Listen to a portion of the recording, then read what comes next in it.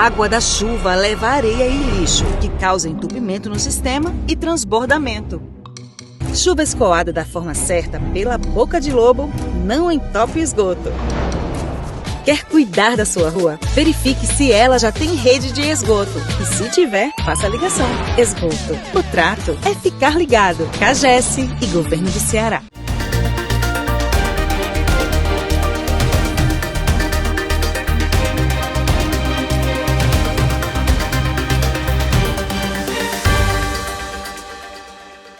Estamos iniciando mais uma edição do programa Observatório. E hoje vamos discutir o tema mais importante para esse país: educação. Sim, pobreza e desigualdade nós temos, mas eu insisto que a nossa maior pobreza ainda é do saber. E para discutirmos essas questões hoje, todas ligadas à educação, nós convidamos dois dos convidados mais indicados para fazermos uma análise e demonstrar para você, internauta, qual é a realidade da educação no Brasil. Pré-pandemia, nós tínhamos um nível sempre crescente de atingimento dos maiores índices que nós poderíamos ter. Pós-pandemia, nós ainda não recuperamos esse estágio, o que demonstra que tem problemas. E essa discussão vai gerar em torno do último relatório do Todos pela Educação, que traz mais ou menos uma radiografia, inclusive sobre o analfabetismo funcional, como a gente bem conhece. Para isso, nós vamos hoje ter as participações dos professores Fábio Delano Vidal Carneiro, portanto, doutor nesta matéria, professor, pesquisador, a exemplo também do Edivaldo da Silva Bodião. Bodião, para todos lembram, foi secretário de Educação, inclusive, em Fortaleza, com, portanto, serviços prestados por demais reconhecidos por todos. Eu, desde já, agradeço aos senhores pela grande contribuição, trazer esse tema para essa discussão, para que a gente possa, enfim, colocar o nosso internauta no contexto do problema que estamos a enfrentar no setor de educação, diga-se de passagem, talvez um dos maiores déficits que nós temos na sociedade brasileira. Muito obrigado, portanto. Eu gostaria, então, professor Edivaldo, que o senhor pudesse rapidamente se apresentar um pouco para o nosso internauta e, em seguida, a gente começar essa discussão. Os mais velhos primeiro? Olá, eu saúdo com muita alegria e agradeço o convite, Arnaldo, você e a tua produção. Olá, Fábio. Olá, internauta que nos vê neste exato momento. Eu quero, antes de mais nada, Arnaldo, deixar aqui o meu reconhecimento para a oportunidade e a adequação desse tema. Eu acho que é por demais importante, como você fala, mas neste momento tem uma singularidade que tratar este tema torna absolutamente relevante. Nós vamos falar sobre um relatório que dá conta da situação da educação brasileira. Mas, ao mesmo tempo, neste exato momento, quer dizer, neste período, está em tramitação na Câmara dos Deputados a proposta do governo para o Plano Nacional de Educação. Então, nós teremos, nos próximos meses, no Congresso Nacional, a oportunidade de equacionar possíveis dificuldades, problemas e situações que estão denunciadas neste relatório. Então, eu parabenizo a tua equipe, a você, pela escolha desse tema. Professor. Faço minhas as palavras do professor Bodião, ele é conhecido no nosso meio, e agradeço bastante o convite. Realmente, o tema da educação é um tema nevrálgico em qualquer sociedade. Porque a educação é algo que diz respeito à própria configuração de qualquer país, na sua constituição enquanto uma sociedade democrática. Então, quando se fala que a educação é, como você falou, algo central, é porque o projeto de nação passa pela educação. O projeto de um povo feliz, um povo realizado, passa pela educação desse povo. Porque é a educação que vai unir ideais, que vai fazer a coletividade ser coletividade. Então, a primeira coisa que eu digo aos meus orientandos lá no Prof. Letras, quando eles vêm na justificativa das suas pesquisas, eles sempre colocam os dados, né? Para dizer que está ruim o aprendizado de português e tal. Eu digo, olha, lembre-se que nós não educamos para o Enem nem para o SAEB. Nós educamos para formar cidadãos. Então, a gente tem que ler todos esses relatórios com muita criticidade e buscando sempre uma visão de totalidade. Então, para a gente poder, talvez dividir aqui um pouco a discussão, o professor Bodião ele tem uma profundidade muito grande, um conhecimento muito grande, uma atualização muito grande em relação aos meandros educacionais. Né? Eu até fico feliz que a gente vai tratar do relatório, porque a minha análise do relatório vai ser uma análise técnica, dentro da minha área, que é a linguística. Né? Eu fiz um doutorado sanduíche em Genebra, fiz doutorado na UFC com o sanduíche em Genebra. Fui orientado aqui pela professora Eulália, que é a professora do PPGL, professora Eulália Lorcan, e lá em Genebra pelo professor Jean-Paul Broncard, que é hoje um dos maiores nomes do mundo na linguística textual, né? Na análise de textos do discurso. Inclusive, vou te presentear aqui com o livro dele, que é a Bíblia dessa teoria, Atividade de Linguagem, Texto e Discurso, que o nosso grupo aqui da UFC traduziu, que estava esgotado no Brasil. Né? E esse grupo, que é o Grupo de Genebra, que influencia a nossa BNCC, desde os PCNs, né? Que veio trazer a discussão sobre os gêneros do discurso, os gêneros textuais, que os textos são o centro do nosso currículo de língua portuguesa. Eles têm um método para analisar textos. E aqui nós tratamos em um texto. Né? E assim, eu vou... Aliás, vamos tratar de 2 textos. O do Plano Nacional de Educação, que semana passada deveria ter entrado na pauta já para votação, e infelizmente não foi lido ainda, mas espera-se para as próximas horas que isso ocorra. E o outro texto, que é o relatório do Todos pela Educação, que traz esses números aí um tanto quanto preocupantes, eu diria assim, para não alarmar. Eu vou pedir que o professor Bodião inicie, portanto, sobre o relatório de Todos pela Educação. Pois não. Porque no segundo bloco, nós vamos, então, colocar o Plano Nacional de Educação em pauta, ok? Eu fiz aqui 2 anotações, queria começar dialogando com você e com o Fábio a partir das falas iniciais de você. Né? Como o relatório, você faz alusão, essa, vamos chamar assim, a intenção do relatório, trabalhar imediatamente antes da pandemia e depois da pandemia, jogar com estes valores em termos de evolução. Eu não vou discorrer sobre a pandemia, mas, infelizmente, Arnaldo, se a gente for olhar para o próprio relatório, ele é um relatório interessante, ele dá dados interessantes, mas acho que ele não cumpre naquilo que ele faz. É a análise. Ele não faz análise. Ele apresenta os dados, ele junta os dados, mas análise, ele não faz. Eu vou deixar para o Fábio Delano, que é o homem da análise de discurso, fazer esse comentário. A gente pode olhar, por exemplo, Arnaldo, em dados da porcentagem de alunos que tiveram aprendizagem considerada adequada. Ele vai definir aqui o que é adequado. Então, se a gente for olhar desde 2003, portanto, lá se vão 20 e tantos anos, a melhor performance que nós tivemos com o Brasil foi 18%. O que quer dizer isso? Apenas 18% dos estudantes que terminavam o ensino fundamental tinham conhecimentos adequados de matemática. Língua portuguesa é um pouco melhor. Se a gente vai para o ensino médio, 3º ano do ensino médio, a situação é assustadora. Nós nunca, desde 2003 para cá, nunca passamos de 7%.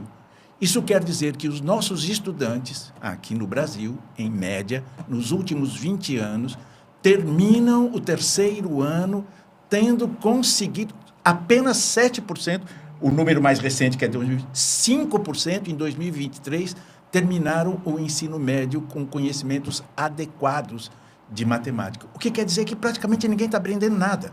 Lembrando aqui ao internauta apenas que esse relatório é um estudo realizado no ensino público brasileiro.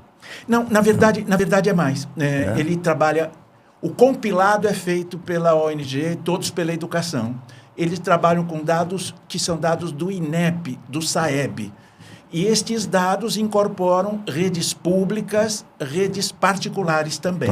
Alguns dos mapas aqui têm recortes específicos só para redes públicas, mas estes dados nacionais são incorporados. O dado original é um dado do Ministério da Educação, do Instituto Anísio Teixeira, o INEP, e aqui este relatório é um compilado destes dados. Né? Eles fazem esse recorte e separam o público do privado para a gente ter uma comparação? Num específico recorte ele faz isso sim. Podemos falar isso daqui a pouco. Faz. Ele trabalha também com outro recorte que são negros e pardos, contrapondo com brancos e amarelos, os mais ricos e os mais pobres. Então, quando ele vai tratar das desigualdades, ele faz esses recortes. Nós podemos fazer isso lá, tá bem? Então, a primeira coisa que chama a atenção é a situação descrita aqui não é nova. E os dados apresentados pelo relatório mostram isso. Não é? Falaremos ao longo disso. A outra coisa com a qual eu quero dialogar foi uma expressão que o Fábio Delano fez, que eu acho que é uma decorrência perniciosa, perversa desse tipo de avaliação. Não é? Essa é uma avaliação feita sobre um determinado formato, é o SAEB. Ele avalia os resultados. Ele não considera a circunstância da escola específica, não considera quem é o aluno daquela escola, não considera quem é o professor daquela escola, ele considera o resultado. Né? Qual é um dos grandes problemas? Aquilo que o Fábio Delano apontou. A escola brasileira tem o seu currículo agora moldado pelo SAEB, a Provinha Brasil no 2º ano, o SAEB no 5º ano, o SAEB no 9º ano e o Enem no ensino médio, ao final do 3º ano. Ou seja, a nossa escola, a escola brasileira, está se especializando, aqui isso tem que ser entendido como uma crítica, não é uma virtude, em preparar para o próximo exame. Então, o aluno do 1º e 2º ano está sendo preparado para fazer a Provinha Brasil, se está alfabetizado na idade certa. O aluno do 3º, 4º, 5º está se preparando para fazer o IDEB, o SAEB, que depois compõe o IDEB, e assim por diante. Eu penso que isso é uma redução muito perversa, como disse o Fábio Delano. Professor Fábio, gostaria, portanto, da sua análise do discurso, análise do relatório, a partir dessa primeira introdução feita pelo professor Bodião, então, diga-se, com muito didatismo para o nosso internauta. Então, o que eu vou dizer aqui, ele está baseado no epistemologicamente, ou seja, a metodologia de análise no que nós preconizamos no interacionismo sociodiscursivo, essa teoria de análise do discurso, mas também em 20 trabalhos científicos, eu vou ter aqui a lista para o senhor, o Gião também, sobre o Todos pela Educação, de várias universidades brasileiras. Ok? Então, quando a gente inicia uma análise de um texto, qualquer que seja ele, a gente inicia essa análise pelo contexto de produção. Ou seja, a gente não inicia pelo texto, a gente nem lê o texto. A gente vai perguntar quem escreveu o texto, para quem ele escreveu e com qual objetivo. Então, se nós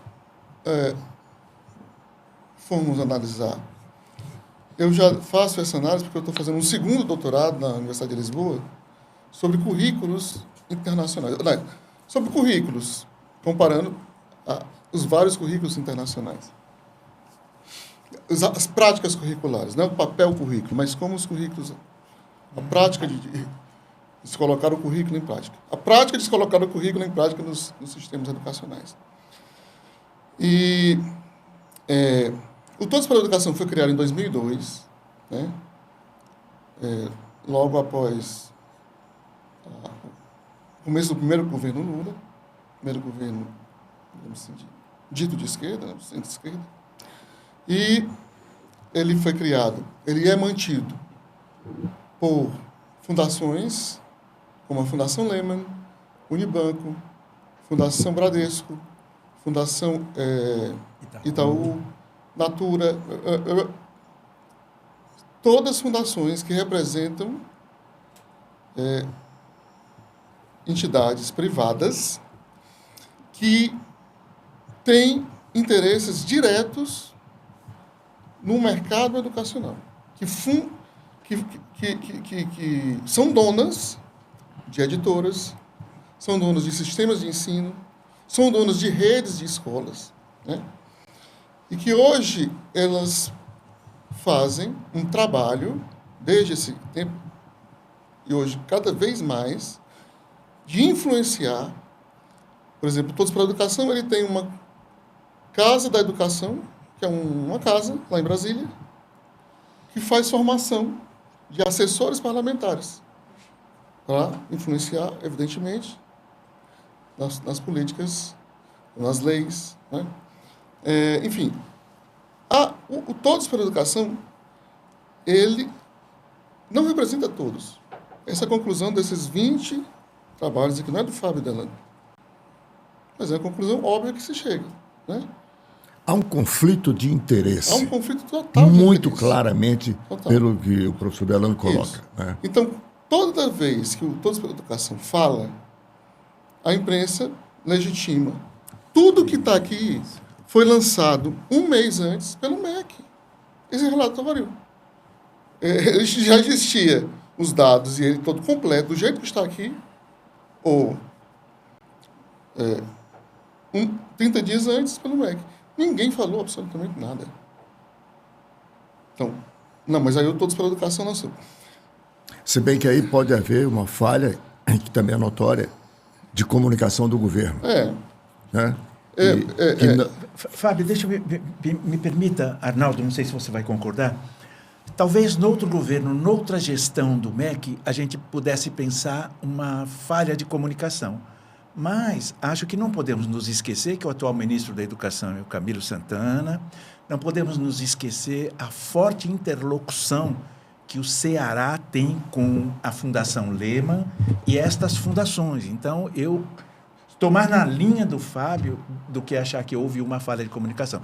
É certo, parece que o governo Lula tem problemas nas comunicações, trocaram um ministro, mas eu vou dizer uma coisa que talvez você se surpreenda. A Fundação Lehman tem, vamos chamar assim, interlocução e escritórios em algumas partes do mundo.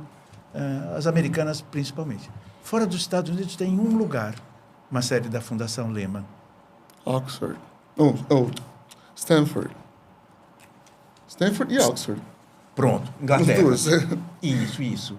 E fora dos Estados Unidos e na América do Sul, há uma sede da Fundação Lehman em Sobral. Então, não há por que a gente falar em conflito de leituras entre a compreensão desta gestão do MEC e a compreensão das fundações às quais o Fábio se refere. Então, Casa Educação, assessores parlamentares, existe hoje o Todos pela Educação, ele faz ele dá uma consultoria à Frente Mista pela Educação, né? Ele realiza um seminário Educação Já, todos os anos, e digamos assim, os convidados palestrantes para esse seminário, por exemplo, o último foi um senador do Podemos, se não me engano, foi o grande palestrante. Então, enfim, eles têm um lado. Mas tudo bem. Isso é o contexto de produção. Vamos ao texto. Aliás, o negócio de educação no Brasil, sim, que é um dos negócios mais rentáveis que se conhece hoje, não é de hoje. Certíssimo. A análise que os senhores me trazem aqui me fazem inferir, se assim posso me expressar, de que, na verdade, se está trabalhando para o seu negócio e não para a educação Exatamente. na acepção da palavra. O grande objetivo dessas eu não vou dizer especificamente porque, mas assim, nós sabemos que essas, eu poderia citar nominalmente até a proporção de ações que cada uma delas tem em determinadas redes. Hoje, o grande negócio educacional não são as escolas. Inclusive, a venda de escolas, compra de escolas, né, privadas. O grande negócio hoje, que já foi detectado isso desde 2002, são os livros didáticos. E uma coisa que só existe no Brasil são apostilas. São sistemas de ensino. Qual a diferença entre apostila e livro didático? Todos nós três estudamos com livros didáticos. Foi. E o mundo inteiro usa livro didático, mas o Brasil usa apostila. Qual a diferença? A apostila, ela é behaviorista. Ela tem aula 1, aula 2, aula 3. Hoje aconteceu a aula 1. Não interessa se o aluno aprendeu ou não. Amanhã acontece a aula 2. E tchau. Né? Então, a apostila ela não tem ela não é um dispositivo didático.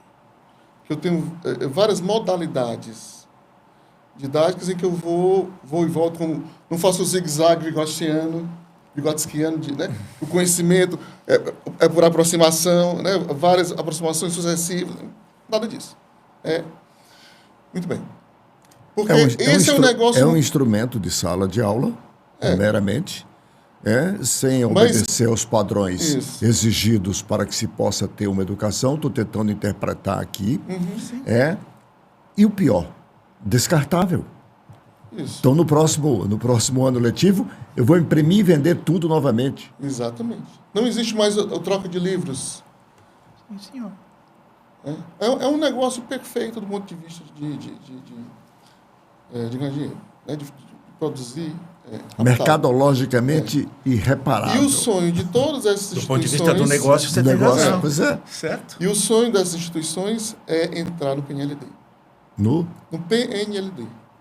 O Plano Nacional do O que Livro é Didático. isso? Plano O Nacional. Plano Nacional do Livro Didático. São bilhões. Mas os bilhões não estão já nas editoras? Acontece que um livro hoje que se vende por R$200, R$300, o MEC compra R$10, R$17. Porque o PNLD hoje ele é um programa muito sério. Muito sério. Eu já coordenei a produção de livros didáticos do PNLD e eu diria que muitas editoras até não estão fazendo mais livros do PNLD porque não tem a visão, não sabem que não vão ter tanto lucro quanto antes, porque dá muito trabalho. Né? Um livro do PNLD hoje ele tem que ter objetos digitais com a descrição para quem é cego, com a Libras, para quem é surdo. Ou seja, é caro garantir direitos. É muito caro garantir direitos. E o MEC exige. É caro você não ter racismo, é caro você ter todo um cuidado, né, na produção de um livro, né, que as apostilas, fora o cuidado didático, o cuidado do conteúdo. Mas vamos voltar aqui para o Todos pela Educação. Como o professor falou, fazendo uma análise estatística, dessas 52 páginas aqui, nós temos 40 páginas de gráficos. O número de palavras escritas nesse relatório não dá um artigo científico. E as palavras que estão aqui, elas são palavras descritivas, não são palavras analíticas. Porque o verbo analisar, o que ele significa? Significa eu pegar as partes de um todo e ver a relação entre essas partes. Então, ele não faz relações. Ele apenas escreve.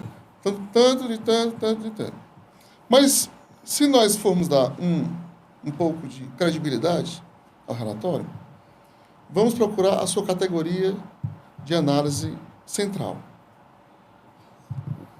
aprendizagem adequada e aprendizagem abaixo da básica. São as duas noções centrais. O que é uma aprendizagem adequada? O que é uma aprendizagem abaixo da básica? A gente precisa se perguntar. O que é isso e quem definiu isso? O relatório não traz... Não diz isso. Traz de alguma maneira. Traz de alguma maneira. A referência dele para definir o que é adequado ou não é o PISA. Nós podemos falar o que é o PISA. E é o índice de São Paulo, é o IDESP. Seria o SPAES que nós temos aqui no Ceará. A referência dele é um artigo de 13 páginas. Eu queria pegar uma carona nesse aspecto, porque assim, uma das referências para ele definir o que é uma boa educação, uma educação adequada, é o PISA. O PISA é uma avaliação feita bianualmente pela OCDE. O que é a OCDE? Organização para a Cooperação e Desenvolvimento Econômico. Basicamente, é uma instituição multilateral que cuida de alimentar as cadeias produtivas e as trocas. A minha pergunta para você, internauta que está nos ouvindo, será que uma instituição que está pautada na potencialização, otimização do comércio e da produção internacional é a melhor para dizer o que é bom para a educação? Essa é a referência. Né? É bom para quem? Talvez seja essa a pergunta. É bom para o sistema econômico, para o comércio, para a produção e para o cidadão. É bom para o Brasil? Eu queria fechar essa minha intervenção quando o Fábio Delano apresentava alguns dos dados que são assustadores. Há uma frase de um intelectual brasileiro importantíssimo que eu respeito muito, que é o Darcy Ribeiro, professor Darcy Ribeiro, foi vice-governador, ministro, senador. Ele diz assim: o fracasso da escola brasileira é um projeto. Não é por acaso, é uma escolha. E é disso que nós estamos falando aqui. E o projeto do Todos pela Educação, a gente pode ver um lado positivo, porque hoje o projeto do Todos pela Educação é entrar numa onda de melhoria da educação. Porque, assim, o que não é dito no relatório é que de 2002 a 2017, a educação só melhorou. Está aqui no gráfico deles aqui. O crescimento dos índices, mesmo desses índices que nós consideramos pouco potentes, né, em termos de revelação, de aprendizagem mesmo, que eu acho que a gente pode discutir isso no próximo bloco, claro, que vai entrar muito no PNE, nós partimos de 11% para 47%, em 2003 a 2019, de 20% para 56%, dentro desse critério deles mesmos. Então, nós tivemos uma revolução. Não é a Finlândia que tem que nos ensinar, a gente que tem que ensinar para eles. Porque a gente tem R$5.000 por ano, e eles têm 60 mil. Esse é outro tema que eu queria depois, em outro momento, a gente conversar. Tá bom. Quanto custa uma boa educação? Mas a Finlândia, ela, como país, como governo, ela não segue a OCDE. Certo. Ela tem a sua própria estratégia, certo, o seu próprio projeto. Ela não está mais no primeiro lugar da OCDE. Eu vou fazer o nosso primeiro intervalo, porque o tempo já nos anuncia o final para esse primeiro. Antes, lembrando ao você, internauta, que a Companhia de Água e Saneamento do Estado do Ceará, CAGES, pela sua ouvidoria, acaba de receber o selo Ouro da Controladoria Geral do Estado. Ou seja, isso afere um pouco o grau de eficiência da empresa no setor de ouvidoria em relação às demandas da sua população, dos seus usuários. Peço ao internauta que se inscreva em nosso canal, acione o sininho para receber as notificações e, dentro de instantes, voltamos com o segundo bloco do Observatório.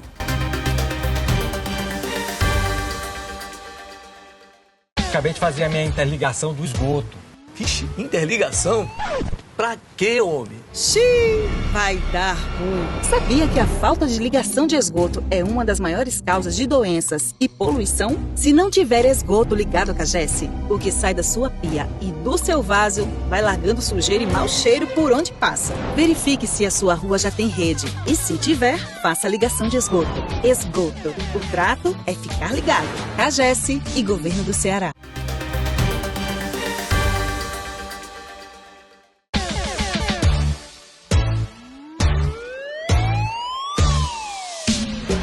Xiii, vai dar ruim. Jogar óleo ou resto de comida no ralo só vai dar dor de cabeça. Jogar óleo na pia entope o seu encanamento, causando extravasamento de esgoto. Faça o descarte de óleo corretamente. Esgoto. O trato é ficar ligado. Cagesse e Governo do Ceará. Estamos de volta com o segundo bloco do programa Observatório, hoje observando a educação de uma forma ampla a partir dos órgãos, que, obviamente, têm a responsabilidade de promover a educação no Brasil, não só o governo pelo MEC, mas também essa infinidade de fundações, de ONGs, que, pelo que ficou bem claro aqui no primeiro bloco, não estão trabalhando efetivamente para a educação, mas sim para os seus negócios. Sim, para os resultados econômicos que tais pesquisas e tais relatórios podem lhes trazer. O que me preocupa muito, como pai, como avô, como alguém que dedicou a vida inteira a estudar, temos também uma carreira, uma vida acadêmica, e ver que se está induzindo, se está distorcendo o real sentido da educação. Antes, porém, eu quero lembrar que a Cagesse acaba de assinar uma carta de intenções com instituições chilenas para troca de experiências em saneamento básico e dessalinização. Lembremos-nos que a Cagesse vai construir a primeira planta de dessalinização do Brasil aqui na Praia do Futuro. Portanto, foi um acordo de cooperação extremamente importante nesse momento. No final do bloco, professor Delano, o senhor falava sobre a definição de o que é educação de qualidade. Qual o parâmetro, qual o modelo? Eu gostaria de retomar esse bloco com esse assunto, para em seguida a gente colocar na nossa pauta o PNE, que é o Plano Nacional de Educação. Pois bem, as duas categorias que são no núcleo do relatório do MEC e desse recorte que foi feito pelo Todos pela Educação, é a aprendizagem adequada e a aprendizagem abaixo da básica, né? No caso, o Todos pela Educação, ele decidiu, ele criou um critério dele mesmo, né, do que seja aprendizagem adequada. E ninguém explica esse critério, ninguém, ao falar dos resultados, diz isso. É como se houvesse um consenso. E é só o que não há, né? Algo extremamente subjetivo. Totalmente. Diga-se de passagem. E não se fala de educação com subjetividade. Educação se fala com os resultados, com os níveis, com os parâmetros que se tem, né? E que se quer. E que se quer. Então, quando nós procuramos no site do próprio Todos pela Educação, a gente encontra uma explicação de uma folha, de uma página, explicando esse critério, né? Que é um critério baseado no SAEB de 2006, de São Paulo, no SARESP, né? Então, só existe São Paulo no Brasil? Isso não me surpreende. Isso não me surpreende. Mas, a tradição malsã brasileira evidencia. E eles colocam, para maiores informações, tal, e colocam um link para um artigo de 13 páginas, não é nem uma tese, não é nem um artigo que tem 8 referências só, bibliográficas. Explicando matematicamente onde é que isso está com o TRI em relação ao SARESP. Então, vou dar uma outra visão do que seja uma educação ou qualidade, uma educação enquanto o objetivo da educação. Nesse estudo que eu estou fazendo dos currículos e da educação como um direito, e do direito, esse trabalho que eu estou fazendo, ele chama assim, a educação como um direito de todos e os direitos de todos como objeto da educação. Então, a análise que eu fiz, a gente coloca o seguinte, que houve um contínuo democrático, de democratização da educação brasileira, porque esse aumento numérico é uma coisa. Se eu melhorar a educação, os números, é uma coisa. Outra coisa é você incluir as pessoas na educação. É você aumentar a cobertura da educação. Então, em 2003, o Brasil torna obrigatório o ensino sobre história e cultura afro-brasileira. Isso que hoje eles trazem aqui como preocupação é uma coisa de hoje. Mas que o que abriu a porta, né, para um contínuo democrático na educação foi a lei, foi o primeiro impulso, foi a preocupação em 2003 com a história e cultura afro-brasileira. Que todos nós, naquela época, ainda dos PCNs... Então, isso cria, esse tipo de legislação, ele não surge, ela vem de discussões, ela vem de estudos, ela vem de movimentos. Né? Mas olha aí, em 2005, veio a obrigatoriedade da matrícula de crianças do ensino fundamental a partir de 6 anos de idade, que era de 7, lembra? Lembro. Bom. Em 2008, torna-se obrigatório o estudo da história indígena. Em 2008, também a garantia de vaga na escola pública da educação infantil ou de ensino fundamental, mais próximo de sua residência, que já estava no ECA, mas de toda criança a partir do dia em que completar 4 anos de idade. Isso ampliou. Foi a ampliação da educação infantil, a obrigatoriedade da educação infantil. Em 2008, a obrigatoriedade do ensino de filosofia e sociologia. Eu me lembro, na época, a revolta que foi nas escolas privadas, em muitas escolas privadas, que não queriam. Era mais um custo, né? Não cai no vestibular, não cai no Enem. Não, eu queria só chamar a atenção para um dado importante. Um país que já tem aí mais de 5 séculos né, de descoberta, somente em 2005 é que a educação se tornou obrigatória para as suas crianças. É só para que você perceba o abismo. Não é correto dizer assim, Arnaldo. Ela era obrigatória a partir dos 7 anos de idade. O que ele está chamando a atenção é que essa obrigatoriedade vai sendo ampliada gradativamente. Então, primeiro era dos 7 aos 14, depois ela inclui crianças de 4 anos, obrigatoriedade de 4 a 17, abre a vaga para creche. Ainda assim. Aí você tem razão. Ainda assim, as crianças nascem. Universalidade do ensino médio. Universalidade do ensino médio, 2009 só. Não, é pior. Me permita, eu não faço essa leitura. A emenda 59 de 2009 não fala que é obrigatoriedade do ensino médio. Fala obrigatoriedade dos 4 aos 17 anos. Se aos 17 anos ele estiver fazendo a 8ª série ou a 9ª, a lei está cumprida. Não está dito que é preciso garantir o ensino médio. É preciso garantir que até os 17 ele esteja na escola, em algum lugar. É mais delicada a sutileza porque não está garantido o ensino médio com essa leitura. Ainda assim, foi um avanço. 2012, obrigatoriedade da educação ambiental. 2013, ampliação do ensino fundamental para 9 anos. E 2015, o último foi a LBI, a Lei Brasileira de Inclusão. E parou aí em 2015. Esse contínuo, que eu chamo de um habitício democrático, ou seja, o que Bourdieu falou do habitício,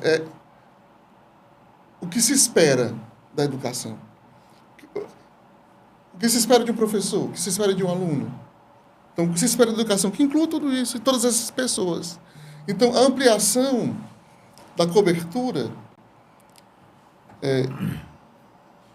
Então, a gente tem que avaliar a educação não só pela nota lá do SAEB e do SARESP. Nós conseguimos aumentar essa nota e conseguimos aumentar a cobertura e a amplitude da democratização, entende? E isso nunca é exposto.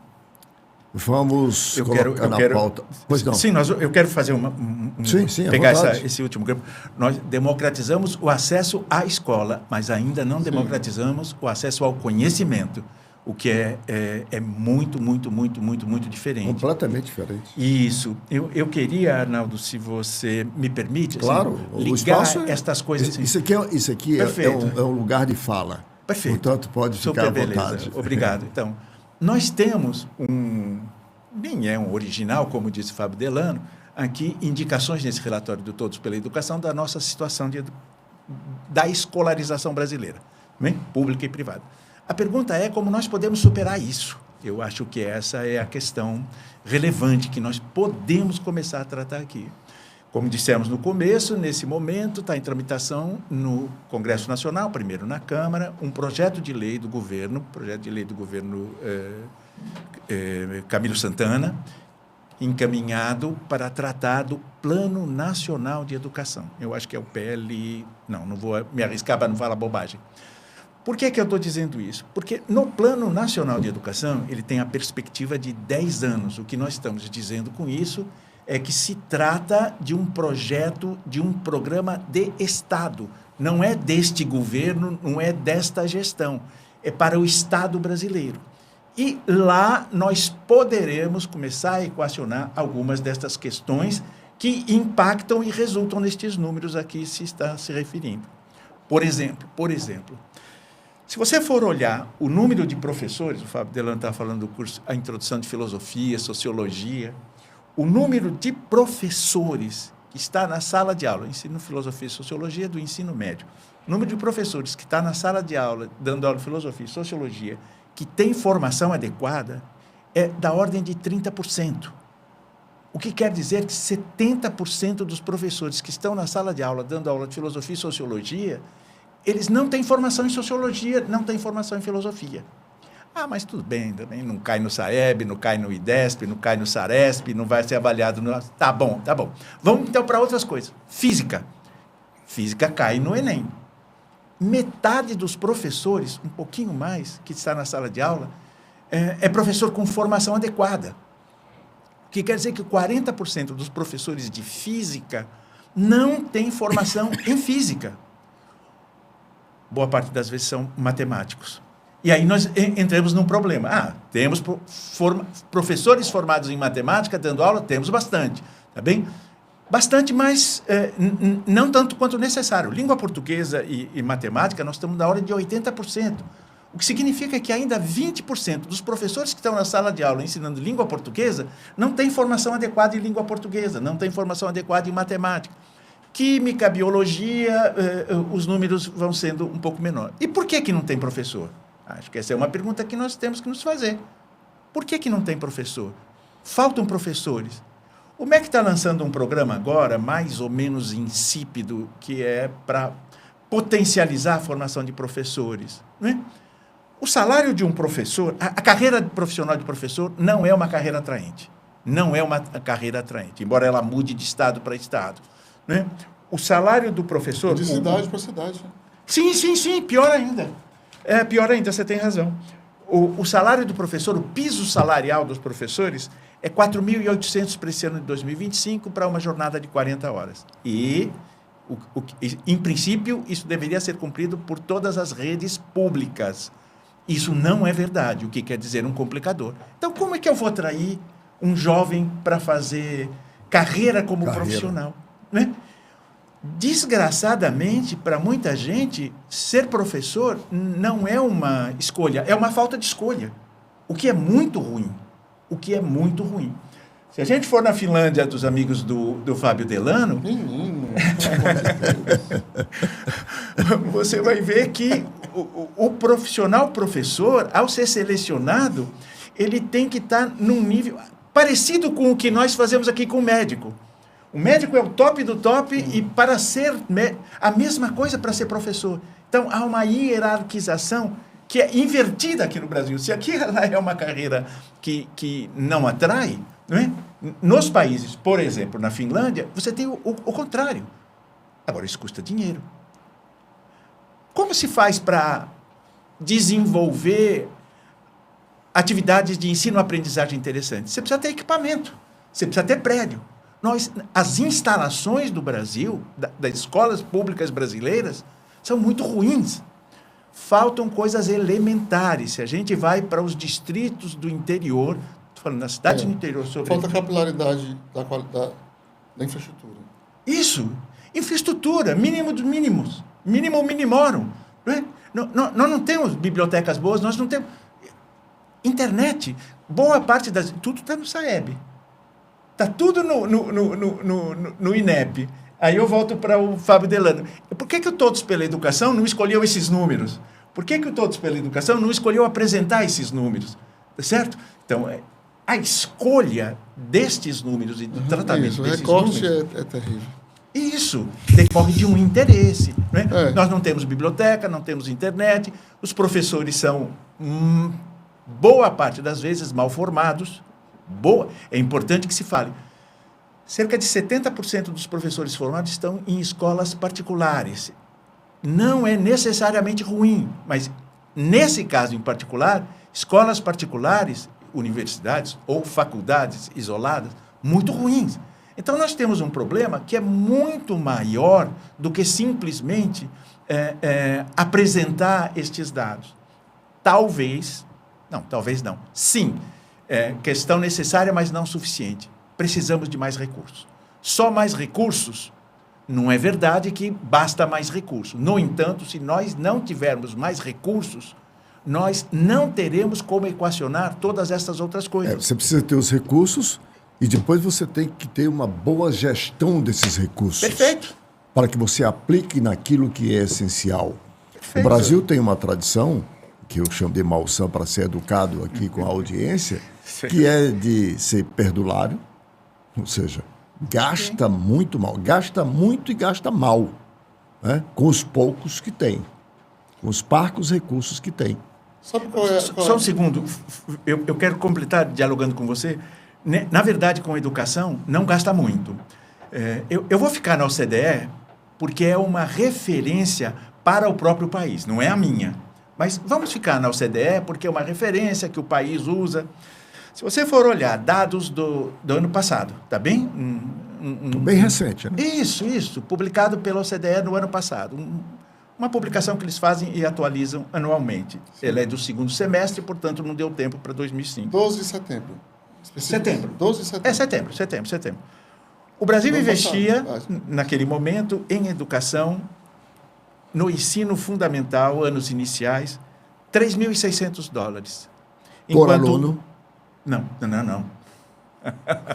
Ora, eleito meu presidente, não, meu ministro da Educação.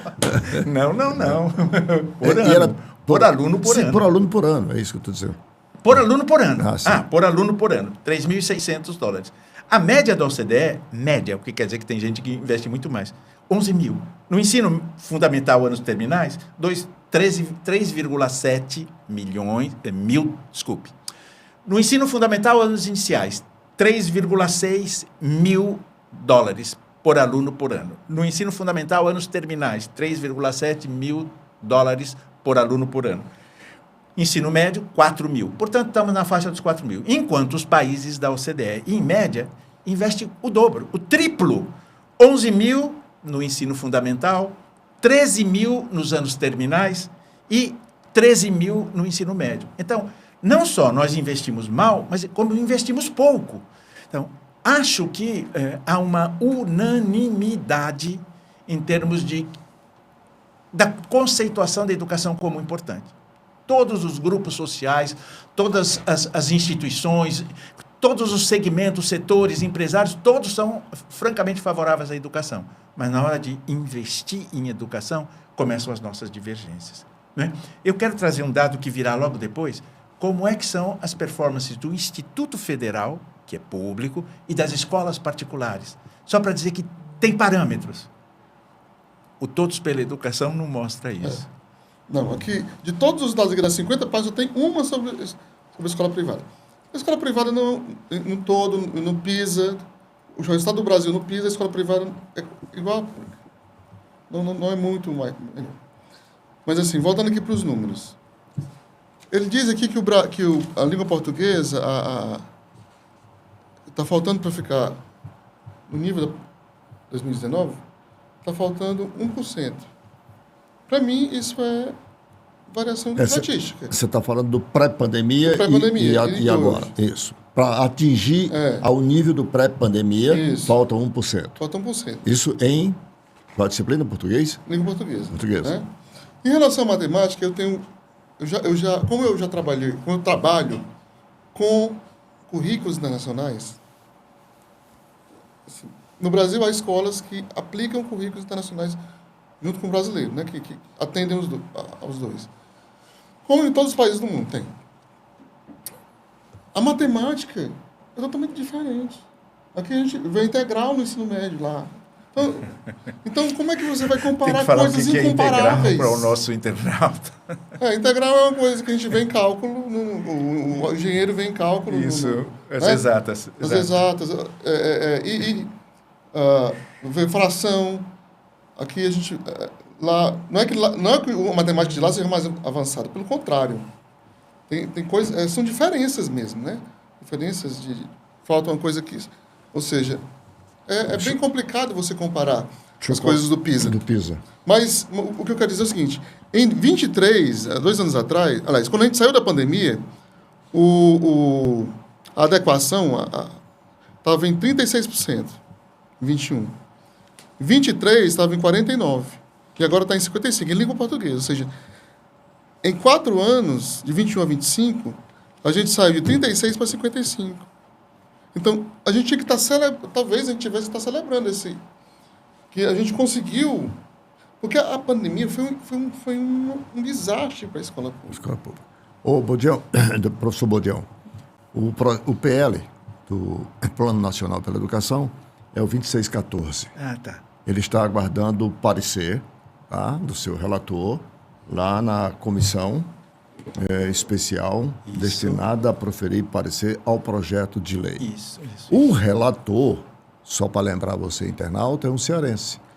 Para você, internauta, cearense. É o deputado federal Moses Rodrigues, né, que é um deputado de Sobral. Portanto, é ele o responsável pelo relator.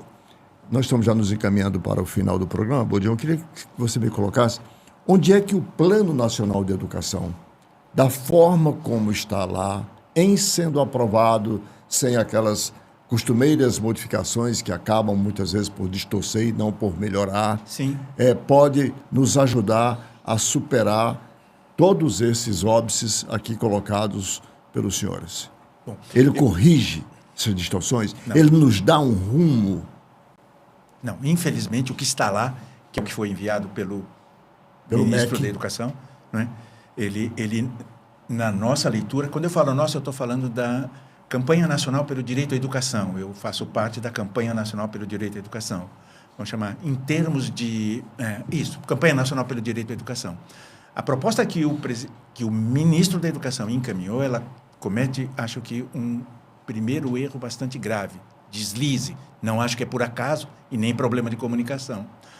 Para chegar a este formato, foram feitas conferências, em princípio, em todos os municípios, ainda que eles possam fazer agregados. Em todos os estados, então, as conferências municipais, depois, em todos os estados, as conferências estaduais, e que culminaram com a Conferência Nacional em Brasília, em 2024. Esta conferência era uma conferência que se pretendia ser deliberativa e vinculante, o que quer dizer, estamos deliberando aquilo que será o Plano Nacional de Educação, ou pelo menos a proposta do governo do Plano Nacional de Educação. No entanto, o PL 2614, ele não respeita as deliberações da CONAI. Esse é um grave problema. Ele mantém alguns dos, vamos chamar assim, desvio e deslizes do plano atual. E o que acaba acontecendo é que o MEC aproveita aquilo que a sociedade civil decidiu e lhe convém e incorpora. Aquilo que não lhe convém, deixa fora. E vai aparecer com a chancela de ter ouvido a sociedade civil. Sim, ouviu, mas não acatou. Eu repito, a conferência foi aprovada como sendo deliberativa e vinculante. Acho que é o artigo 2 do regimento da conferência. Quais são alguns dos problemas? Começando pelo maior. Não é? Se nós não tivermos recursos, a gente não consegue avançar naquilo que precisamos fazer, a despeito de considerar que só os recursos não são suficientes. Também? A base do governo é trabalhar com, aspas, uma formulação que não atende às necessidades. Qual é a bandeira da sociedade brasileira? Precisamos investir qualquer coisa da ordem, por pelo menos um período, qualquer coisa da ordem de 10% do PIB em educação pública. É diferente do que foi aprovado no plano anterior e como pretende ser aprovado neste, que é 10% em educação, incluído aí educação pública e privada. O governo transfere muitos recursos para a iniciativa privada. O ensino superior, boa parte das empresas de ensino superior, sobretudo as mais frágeis, dependem dos financiamentos via FIES e depende, sobretudo, do ProUni.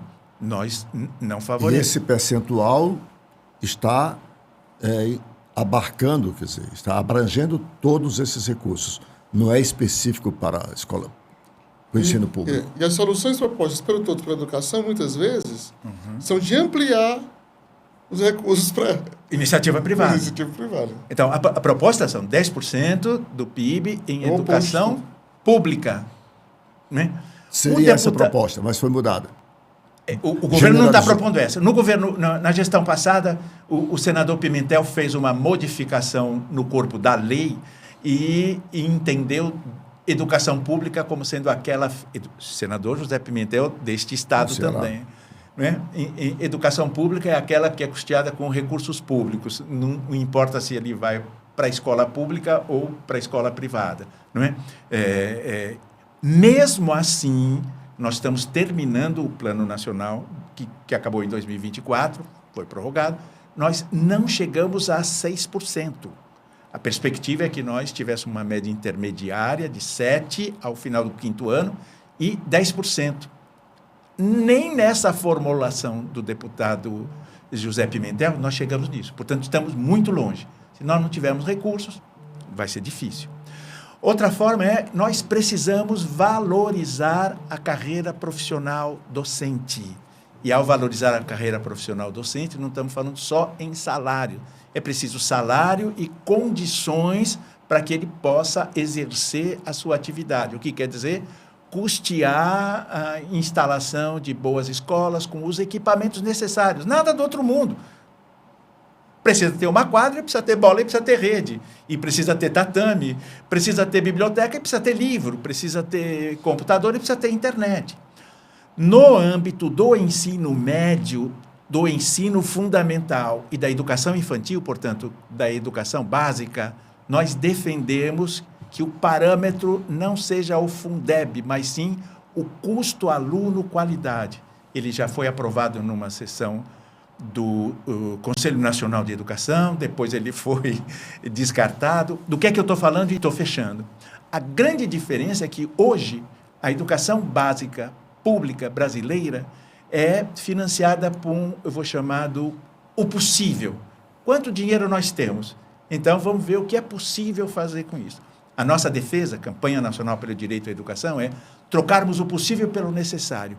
O que é necessário para termos uma educação de qualidade. E aí, o que é necessário na cidade de Fortaleza é diferente do que é necessário no sertão do Canindé. Tá certo? E aí, vamos para frente. Última das últimas, como eu aprendi com os meus filhos. Educação para quê? Não é? Eu preciso de uma educação para quê? Eu preciso de uma educação... Paulo Freire tem uma frase que eu adoro, morro de inveja, que não fui eu que falei. Diz assim, a leitura do mundo precede a leitura da palavra. Mas a leitura da palavra potencializa a leitura do mundo. Então, eu preciso da escola para me permitir ler e compreender melhor o mundo. Qual o mundo?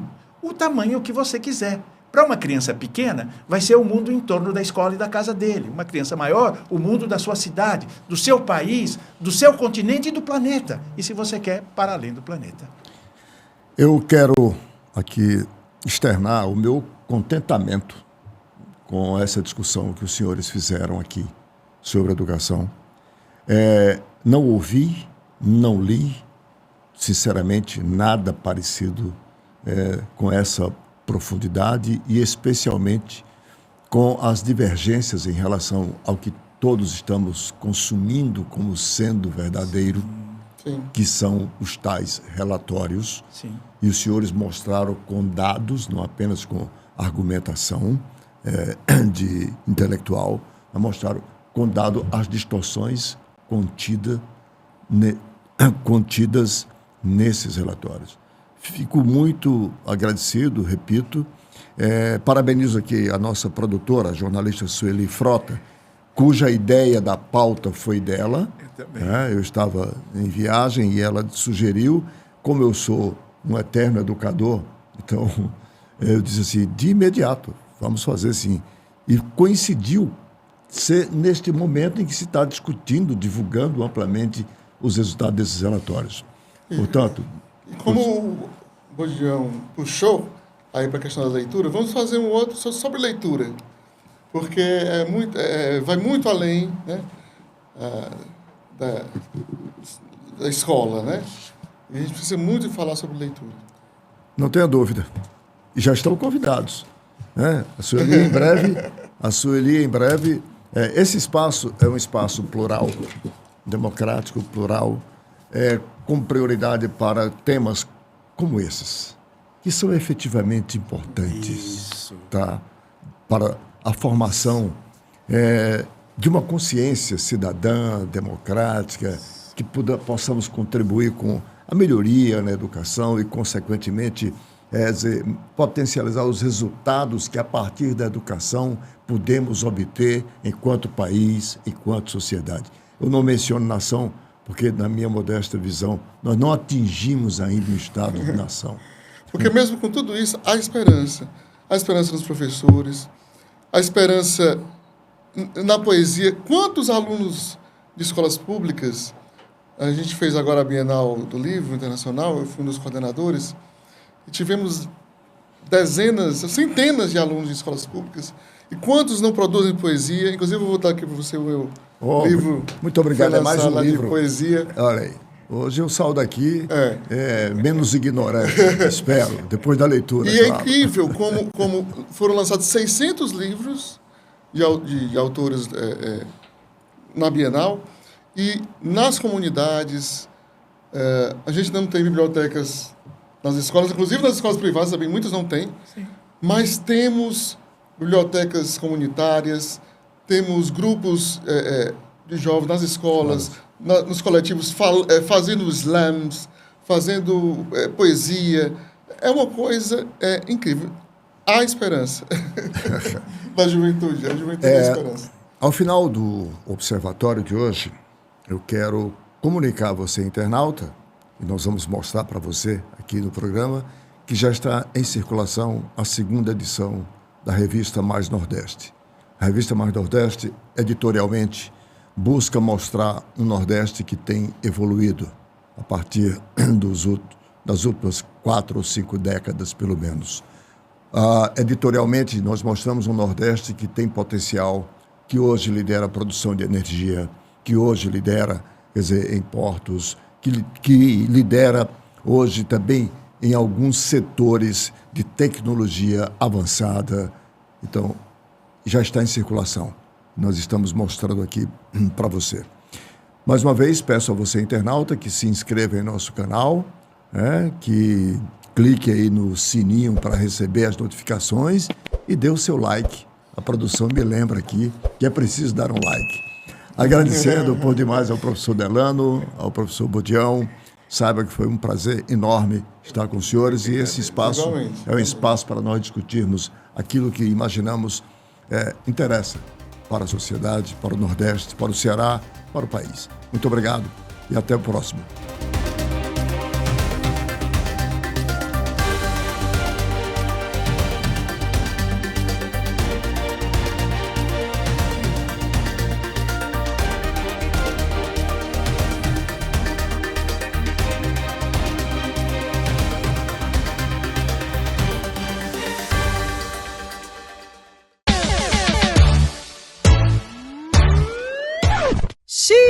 Vai dar ruim. Lixo no vaso sanitário é problema na certa. Jogar lixo no vaso entope as tubulações e ocasiona o extravasamento do esgoto. Lixo que vai certo, não volta. Esgoto. O trato é ficar ligado. CAGES e Governo do Ceará.